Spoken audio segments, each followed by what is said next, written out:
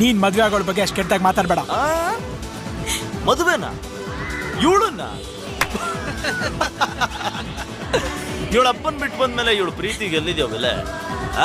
ನಮಸ್ಕಾರ ಸ್ನೇಹಿತರೆ, ಕನ್ನಡ ಚಿತ್ರರಂಗದ ಟೈಮೇ ಸರಿ ಇಲ್ಲ ಅಂತ ಕಾಣಿಸುತ್ತೆ. ಖ್ಯಾತ ನಟ ದಿಲೀಪ್ ರಾಜ್ ರವರು ಇಂದು ಮುಂಜಾನೆ ನಮ್ಮನ್ನೆಲ್ಲ ಬಿಟ್ಟು ಅಗಲಿದ್ದಾರೆ. ದಿಲೀಪ್ ರಾಜ್ ರವರಿಗೆ ಕೇವಲ 47 ವರ್ಷ ವಯಸ್ಸಾಗಿತ್ತು. ಮೊದಲು ಇದು ಹೃದಯಾಘಾತ ಎಂದು ಎಲ್ಲಾ ಕಡೆ ಸುದ್ದಿಗಳು ಹರಿದಾಡಿದ್ವು. ಆದ್ರೆ ದಿಲೀಪ್ ರಾಜ್ ರವರನ್ನ ಆಟೋದಲ್ಲಿ ಕರೆದೊಯ್ದ ಓರ್ವ ವ್ಯಕ್ತಿ ಅಸಲಿ ಸತ್ಯವನ್ನ ಬಾಯ್ಬಿಟ್ಟಿದ್ದಾರೆ. ಅಸಲಿಗೆ ದಿಲೀಪ್ ರಾಜ್ ರವರಿಗೆ ಏನಾಗಿತ್ತು? ದಿಲೀಪ್ ರಾಜ್ ರವರ ಪತ್ನಿ ಇದರ ಬಗ್ಗೆ ಹೇಳಿತಾದ್ರೂ ಏನು? ದಿಲೀಪ್ ರಾಜ್ ರವರ ಮಕ್ಕಳು ಯಾರು? ಅವರು ಏನ್ ಮಾಡ್ತಿದ್ದಾರೆ? 20 ವರ್ಷಗಳ ಕಾಲ ಸಿನಿಮಾ ರಂಗದಲ್ಲಿದ್ದರೂ ಕೊನೆಗೂ ಈಡೇರಲೇ ಇಲ್ಲ ದಿಲೀಪ್ ರಾಜ್ ರವರ ಆ ಕೊನೆಯ ಆಸೆ. ಅವರಿಗಿದ್ದಂತಹ ಬಹುದೊಡ್ಡ ಆಸೆ ಆದ್ರೂ ಏನು ಅಂತ ಗೊತ್ತಾ? ಇನ್ನು ಅವರ ಜೊತೆ ಮಿಲನ ಸಿನಿಮಾದಲ್ಲಿ ನಟಿಸಿದ್ದ ಪಾರ್ವತಿ ಮೆನನ್ ರವರು ದಿಲೀಪ್ ರಾಜ್ ರವರ ಬಗ್ಗೆ ಅಚ್ಚರಿಯ ಸಂಗತಿಯೊಂದನ್ನ ಬಿಚ್ಚಿಟ್ಟಿದ್ದಾರೆ. ಆ ಎಲ್ಲ ವಿವರಗಳನ್ನ ನೋಡುವ ಮುನ್ನ ದಿಲೀಪ್ ರಾಜ್ ರವರ ಆತ್ಮಕ್ಕೆ ಶಾಂತಿ ಸಿಗಲಿ ಅಂತ ನೀವು ಕೂಡ ಬಯಸೋ ಹಾಗಿದ್ರೆ ಈ ವಿಡಿಯೋವನ್ನ ತಪ್ಪದೆ ಲೈಕ್ ಮಾಡಿ. ಹಾಗೂ ಪ್ರತಿಯೊಬ್ರು ಕೂಡ ಓಂ ಶಾಂತಿ ಅಂತ ತಪ್ಪದೆ ಈ ಕೂಡಲೇ ಕಮೆಂಟ್ ಮಾಡಿ ತಿಳಿಸಿ. ಸ್ನೇಹಿತರೆ, ದಿಲೀಪ್ ರಾಜ್ ರವರು ಮೂಲತಃ ಹಾಸನದವರು. ಆದರೆ ಹುಟ್ಟಿ ಬೆಳೆದಿದ್ದೆಲ್ಲ ನಮ್ಮ ಬೆಂಗಳೂರಿನಲ್ಲೇ. ಅವರ ಕಾಲೇಜ್ ದಿನಗಳಲ್ಲಿ ಇದ್ದಾಗಲೇ ನೃತ್ಯ ನಿರ್ದೇಶನದಲ್ಲಿ ಮುಂಚೂಣಿಯಲ್ಲಿದ್ರು. ಇನ್ನು ನೋಡೋಕ್ಕೂ ಕೂಡ ತುಂಬಾನೇ ಸುಂದರವಾಗಿದ್ರು. ಆದ ಕಾರಣದಿಂದ ಸೀರಿಯಲ್ಗಳಲ್ಲಿ, ಸಿನಿಮಾಗಳಲ್ಲಿ ಚಾನ್ಸ್ಗಾಗಿ ಟ್ರೈ ಮಾಡ್ತಾರೆ. ಆಗ ಡಿ ಚಂದನದ ಅರ್ಧ ಸತ್ಯ ಎಂಬ ಸೀರಿಯಲ್ನಲ್ಲಿ ಚಾನ್ಸ್ ಸಿಗುತ್ತೆ.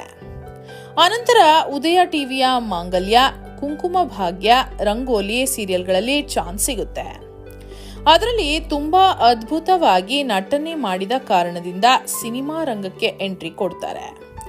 ಮೊದಲ ಸಿನಿಮಾ ಬಾಯ್ ಫ್ರೆಂಡ್. ಈ ಸಿನಿಮಾದ ಮೂಲಕ ಒಳ್ಳೆಯ ಹೆಸರು ಮಾಡಿದ್ರು ದಿಲೀಪ್ ರಾಜ್ ರವರು. ನಂತರ 7 o'clock, ಮಿಲನ, ನೀನೆ, ಲವ್ ಗುರು ಸೇರಿದಂತೆ ಇನ್ನು ಹಲವು ಸಿನಿಮಾಗಳಲ್ಲಿ ನಟಿಸಿದ್ರು. ಆದ್ರೆ ಇವತ್ತಿಗೂ ನಮ್ಮ ಕಣ್ಣ ಮುಂದೆ ನೆನಪಿಗೆ ಬರೋದು ಮಿಲನ ಸಿನಿಮಾದ ಹೇಮಂತ್ ಪಾತ್ರ. ಈ ಸಿನಿಮಾದಲ್ಲಿ ವಿಲನ್ ಆಗಿ ನಟಿಸಿದ್ರು ಕೂಡ ಒಳ್ಳೆಯ ಹೆಸರನ್ನ ಮಾಡಿದ್ರು. ಈ ರೀತಿ ಸಾಲು ಸಿನಿಮಾಗಳನ್ನ ಮಾಡಿದ್ರು ಕೂಡ ಯಾಕೋ ಚಿತ್ರರಂಗ ಅವರ ಕೈಯನ್ನ ಹಿಡಿಲೇ ಇಲ್ಲ. ಬರೋಬ್ಬರಿ 25 ಸಿನಿಮಾಗಳಲ್ಲಿ ದಿಲೀಪ್ ರಾಜ್ ರವರು ನಟನೆಯನ್ನ ಮಾಡಿದ್ದಾರೆ.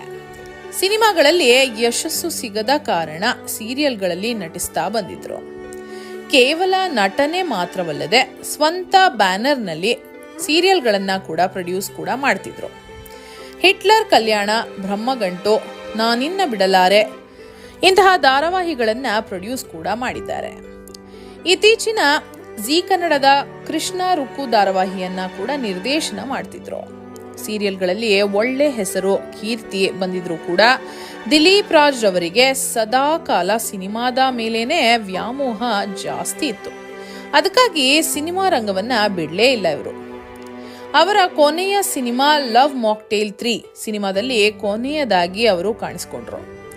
ಆದರೆ ಅವರ ನಿಮ್ಮ ವಸ್ತುಗಳಿಗೆ ನೀವೇ ಜವಾಬ್ದಾರರು ಸಿನಿಮಾದಲ್ಲಿ ಅವರ ನಟನೆ ಮಾತ್ರ ಅದ್ಭುತವಾಗಿ ಮೂಡಿಬಂದಿತ್ತು. ಇನ್ನು ಎಲ್ಲವೂ ಕೂಡ ಚೆನ್ನಾಗಿತ್ತು. ಇದರ ಮಧ್ಯೆ ದಿಢೀರ್ ಎಂದು ದಿಲೀಪ್ ರಾಜ್ ರವರು ನಮ್ಮನ್ನೆಲ್ಲ ಬಿಟ್ಟು ಅಗಲಿದ್ದಾರೆ.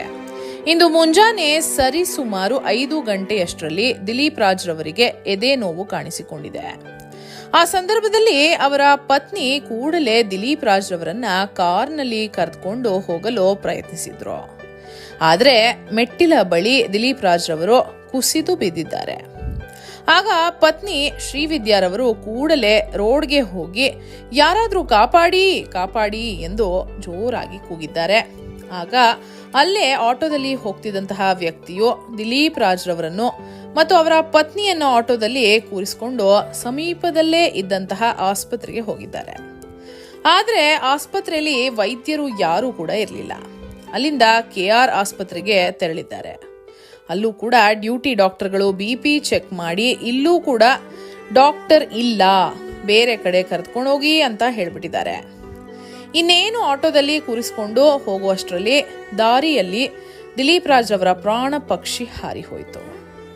ಇದರಲ್ಲಿ ಬೇಸರದ ಸಂಗತಿ ಏನಪ್ಪಾ ಅಂತಂದ್ರೆ, ಎರಡೂ ಆಸ್ಪತ್ರೆಗೆ ಹೋಗಿದ್ರು ಕೂಡ ಡಾಕ್ಟರ್ಗಳು ಇಲ್ಲದೆ ಇರೋದು ನಿಜಕ್ಕೂ ಅಪರಾಧವೇ ಸರಿ.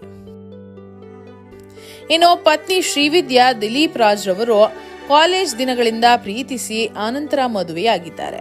ದಿಲೀಪ್ ರಾಜ್ ಅವರ ಎಲ್ಲಾ ಕೆಲಸಗಳಲ್ಲಿ ಅವರ ಪತ್ನಿಯವರು ಸಹಾಯ ಮಾಡ್ತಿದ್ರು. ಸದಾಕಾಲ ಶ್ರೀವಿದ್ಯಾರವರು ದಿಲೀಪ್ ರಾಜ್ ಅವರ ಬೆನ್ನೆಲುಬಾಗಿದ್ರು. ಇನ್ನು ದಿಲೀಪ್ ರಾಜ್ ಅವರು ಕೊನೆಯುಸಿರೆಳೆಯುತ್ತಿದ್ದಂತೆಯೇ ಪತ್ನಿ ಶ್ರೀವಿದ್ಯಾಗೆ ದಿಕ್ಕೇ ತೋಚದಂತಾಗಿದೆ. ಇವರು ಕೂಡ ದಿಲೀಪ್ ರಾಜ್ ಇಲ್ಲದ ಈ ಪ್ರಪಂಚದಲ್ಲಿ ನಾನು ಇರೋದಿಲ್ಲ ಎಂದು ಕಣ್ಣೀರು ಹಾಕುತ್ತಾ ಗೋಳಾಡಿದ್ದಾರೆ. ಇನ್ನು ದಿಲೀಪ್ ರಾಜ್ ಅವರನ್ನು ಅವರ ರಾಮನಗರದ ಫಾರ್ಮ್ ಹೌಸ್ನಲ್ಲಿ ಇಂದು ಅಂತ್ಯಕ್ರಿಯೆಗಳನ್ನ ನೆರವೇರಿಸಲಾಗಿದೆ.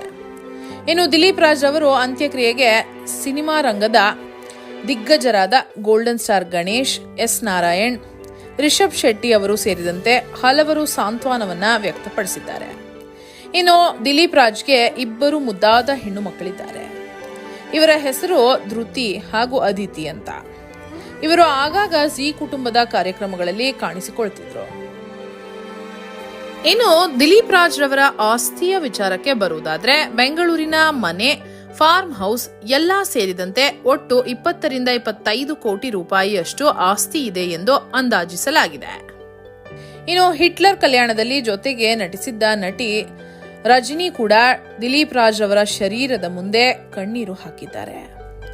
ಇನ್ನು ಮಿಲನ ಸಿನಿಮಾದಲ್ಲಿ ನಟಿಸಿದ್ದಂತಹ ನಾಯಕಿ ಪಾರ್ವತಿ ಮೆನನ್ ರವರು ಟಿವಿ ಚಾನೆಲ್ ಒಂದಕ್ಕೆ ಸಂದರ್ಶನ ನೀಡುವಾಗ ದಿಲೀಪ್ ರಾಜ್ ಅವರ ಬಗ್ಗೆ ಈ ರೀತಿ ಹೇಳಿದ್ದಾರೆ. ದಿಲೀಪ್ ರಾಜ್ ಅವರನ್ನು ಕಳೆದುಕೊಂಡು ತುಂಬಾನೇ ಬೇಜಾರಾಗ್ತಿದೆ. ಆ ಸಿನಿಮಾದಲ್ಲಿ ನಟಿಸಿದ್ದಂತಹ ಪುನೀತ್ ರಾಜ್ಕುಮಾರ್ ಅವರನ್ನು ಕೂಡ ನಾವು ಕಳೆದುಕೊಂಡಿದ್ದೇವೆ. ಜೀವನದಲ್ಲಿ ದಿಲೀಪ್ ರಾಜ್ ರವರು ತುಂಬಾನೇ ಸಾಧಿಸಬೇಕು ಎಂದು ಮಹದಾಸೆಯನ್ನ ಹೊಂದಿದ್ರು. ಸದಾಕಾಲ ಹೇಗೆ ಬೆಳಿಬೇಕು, ಯಾವ ಫಿಲ್ಮ್ಗಳನ್ನ ಮಾಡಬೇಕು ಅನ್ನೋದ್ರ ಬಗ್ಗೆನೇ ಚರ್ಚೆಯನ್ನ ಮಾಡ್ತಿದ್ರು. ಅವರಿಗಿದ್ದ ಏಕೈಕ ಚಟವೆಂದ್ರೆ ಅದುವೇ ಸಿನಿಮಾವಾಗಿತ್ತು. ಆದ್ರೆ ಈಗ ಅವರನ್ನ ಕಳೆದುಕೊಂಡಿರೋದು ನಿಜಕ್ಕೂ ತುಂಬಾನೇ ಬೇಜಾರಾಗ್ತಿದೆ ಅಂತ ಪಾರ್ವತಿ ಮೆನನ್ ರವರು ತಿಳಿಸಿದ್ದಾರೆ. ಇನ್ನು ದಿಲೀಪ್ ರಾಜ್ ಅವರು ಒಳ್ಳೆ ಆರೋಗ್ಯಕರ ಊಟವನ್ನ ಕೂಡ ಮಾಡ್ತಿದ್ರು. ಬಾಡಿ ಫಿಟ್ ಆಗಿನೇ ಇಟ್ಕೊಂಡಿದ್ರು. ಆದ್ರೂ ಕೂಡ ಹೃದಯಾಘಾತಕ್ಕೆ ಬಲಿಯಾಗಿದ್ದಾರೆ ಅನ್ನೋದನ್ನ ನಂಬೋದಕ್ಕೆ ಕಷ್ಟವಾಗುತ್ತೆ ಸ್ನೇಹಿತರೆ. ಇನ್ನು ದಿಲೀಪ್ ರಾಜ್ ಅವರು ಯಶ್, ಗೋಲ್ಡನ್ ಸ್ಟಾರ್ ಗಣೇಶ್, ದುನಿಯಾ ವಿಜಿ, ಶ್ರೀನಗರ್ ಕಿಟ್ಟಿ ಇವರೆಲ್ಲರ ಜೊತೆಯಲ್ಲೇ ಇಂಡಸ್ಟ್ರಿಗೆ ಕಾಲಿಟ್ರು. ಆದ್ರೆ ಅವರು ಅಂದ್ಕೊಂಡಿದ್ದಂತಹ ಮಟ್ಟಿಗೆ ಅವರಿಗೆ ಯಶಸ್ಸು ಸಿಗ್ಲೇ ಇಲ್ಲ. ಅಂಬಿ ನಿನಗೆ ವಯಸ್ಸಾಯ್ತು ಸಿನಿಮಾದ ಶೂಟಿಂಗ್ ಸಂದರ್ಭದಲ್ಲಿ ಖುದ್ದು ಅಂಬರೀಶ್ ರವರೇ ದಿಲೀಪ್ ರಾಜ್ ಅವರನ್ನ ಕೇಳಿದ್ರಂತೆ. ಒಳ್ಳೆ ಆಕ್ಟಿಂಗ್ ಮಾಡ್ತೀಯಾ, ನೋಡೋಕು ತುಂಬಾನೇ ಚೆನ್ನಾಗಿದ್ಯಾ, ಒಳ್ಳೆ ಡಾನ್ಸ್ ಕೂಡ ಮಾಡ್ತೀಯಾ, ಆದ್ರೂ ಯಾಕೆ ನೀನು ಹಿಟ್ ಆಗ್ಲಿಲ್ಲ ಅಂತ ಕೇಳಿದ್ರಂತೆ. ಅದಕ್ಕೆ ದಿಲೀಪ್ ರಾಜ್ ಅವರು ಮುಗುಳ್ನಗುತ್ತಾ, ನನಗೆ ಲಕ್ಕಿಲ್ಲ ಬಿಡಿ ಅಣ್ಣ ಅಂತ ಹೇಳಿದ್ರಂತೆ. ಇನ್ನು ದಿಲೀಪ್ ರಾಜ್ ಅವರಿಗಿದ್ದ ಏಕೈಕ ಕೊನೆಯ ಆಸೆ ಅಂತಂದ್ರೆ ಅವರ ಯಾವುದಾದ್ರೂ ಒಂದು ಸಿನಿಮಾ ದೊಡ್ಡ ಹಿಟ್ ಆಗಿ 100 ದಿನಗಳ ಕಾಲ ಯಶಸ್ವಿಯಾಗಿ ಪ್ರದರ್ಶನಗೊಂಡು ಒಂದು ಫಿಲ್ಮ್ ಫೇರ್ ಅವಾರ್ಡ್ ಅನ್ನ ಪಡಿಲೇಬೇಕು ಎಂಬುದು ಅವರ ಜೀವನದ ದೊಡ್ಡ ಮಹದಾಸೆಯಾಗಿತ್ತು. ಆದರೆ ಕೊನೆಗೂ ಆ ಆಸೆ ಈಡೇರಲೇ ಇಲ್ಲ. ಇನ್ನು ದಿಲೀಪ್ ರಾಜ್ ರವರ ಅಭಿನಯದ ಯಾವ ಸಿನಿಮಾ ಅಥವಾ ಸೀರಿಯಲ್ ನಿಮ್ಮ ಫೇವ್ರೆಟ್ ಅಂತ ತಪ್ಪದೆ ಕಮೆಂಟ್ ಮಾಡಿ ತಿಳಿಸಿ. ಹಾಗೆ ಈ ವಿಡಿಯೋವನ್ನ ತಪ್ಪದೆ ಎಲ್ಲರಿಗೂ ಶೇರ್ ಮಾಡಿ. ಧನ್ಯವಾದಗಳು.